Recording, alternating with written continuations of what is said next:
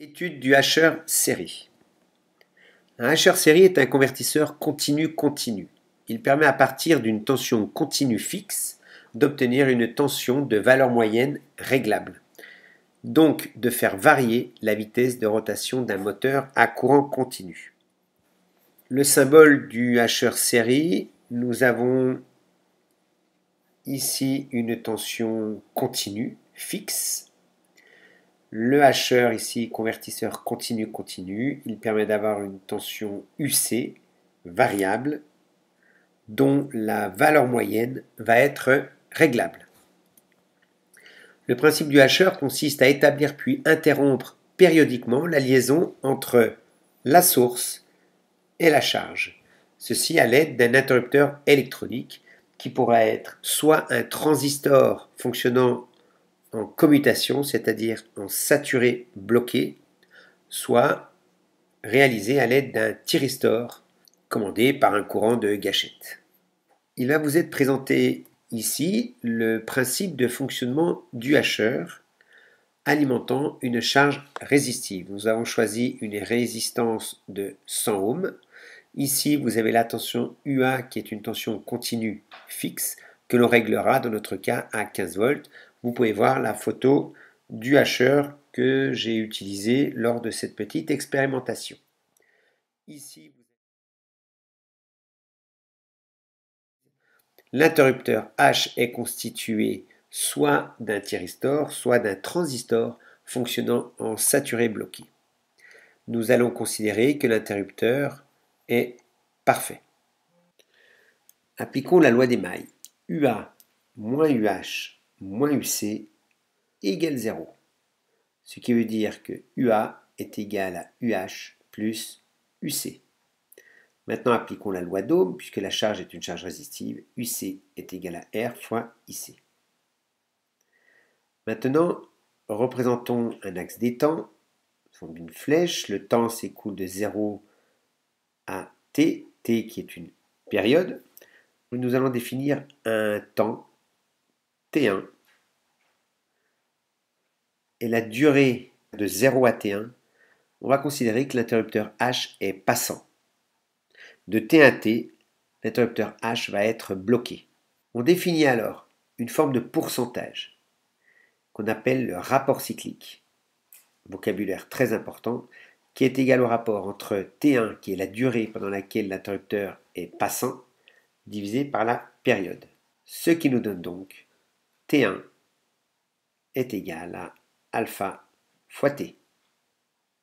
Je vous présente ici les photos du hacheur alimentant une charge résistive. Dans ce premier relevé, nous visualisons en rouge la tension UC, en vert la tension UH, puis ici sur ce deuxième relevé, en bleu, le courant IC.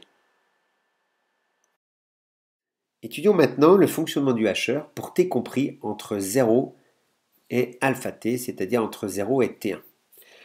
Donc de 0 à alpha T, nous avons dit que l'interrupteur H était passant. Comme H est équivalent à un fil, nous avons UH égale 0. Si UH égale 0, alors UC égale UA. IC égale à UC sur R. IC égale UC sur R. Comme UC est égal à UA, alors nous avons IC égale UA divisé par R. Enfin, IH nous donne exactement le courant IC. Réalisons maintenant les représentations temporelles. UC est égal à UA, UA étant constant, donc UC est constant. Nous allons mettre sur l'axe des abscisses 0, alpha t, qui est égal à T1, et la période T. Maintenant, UH de 0 alpha t est égal à 0. Et enfin, IC est égal à UC sur R. Et comme UC vaut UA, ça nous donne UA sur R. IH est égal à IC.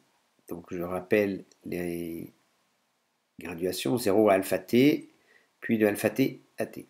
De 0 à alpha t, l'interrupteur est passant.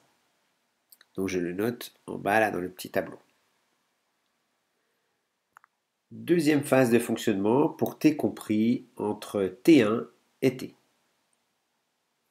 Donc T1 égale alpha T, donc alpha T à T.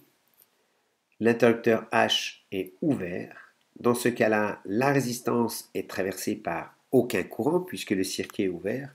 UC est donc égal à 0 volts et IC égal à 0 ampère. Dans ce cas-là, comme IC égale IH, IH est égal à 0 ampère. Et enfin, UH, d'après la loi des mailles, UH est égal à UA. Nous précisons que le transistor ou l'interrupteur H est bloqué, ce qui nous amène ensuite aux différentes représentations temporelles. Donc UC est égal à 0, UH égale UA, et enfin IC égale 0. On représente toujours un petit peu plus d'une période, c'est-à-dire je vais également dépasser la période T, où là je vais bien préciser l'état passant de l'interrupteur H, et je reprends les valeurs de UC qui redevient égal à UA et UH qui repasse à 0. Nous pouvons comparer ici les signaux obtenus par l'étude théorique avec l'étude expérimentale. Étudions maintenant la valeur moyenne de UC. Elle se mesure à l'aide d'un voltmètre en position DC. Maintenant, exprimons cette valeur moyenne. Donc je représente UC de nouveau. Pour T compris entre 0 et alpha T, UC est égal à UA. De alpha T à T, UC égale 0. Pour calculer UC, je vais utiliser la méthode des aires. Je vous rappelle que la valeur moyenne de UC, c'est l'air au-dessus de l'axe des abscisses moins l'air sous l'axe des abscisses divisé par la période. Vous pouvez retrouver le calcul de cette valeur moyenne dans la vidéo intitulée Propriétés des signaux. Donc valeur moyenne de UC, R au-dessus de l'axe, donc hauteur du rectangle UA fois la largeur alpha T divisé par la période. J'ai donc la valeur moyenne de UC qui est égale à alpha fois UA puisque les T peuvent être simplifiés. Si maintenant UA vaut 15 volts comme dans notre cas expérimental et alpha est égal à 0,7, ce qui veut dire que pendant 70% de la période, l'interrupteur H est passant, puis le reste du temps, donc les 30% restants, l'interrupteur H est bloqué. Et bien dans ce cas-là, la valeur moyenne de UC, c'est 0,7 fois 15, donc 10,5 volts.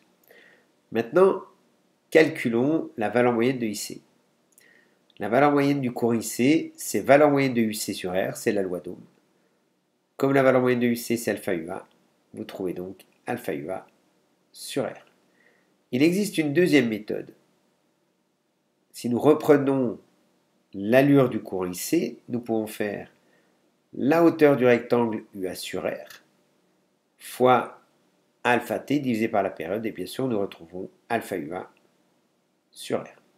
Si nous réalisons une application numérique, eh bien, valeur moyenne de IC est égale au 0,7 fois 15 sur 100, donc 0,105 ampères.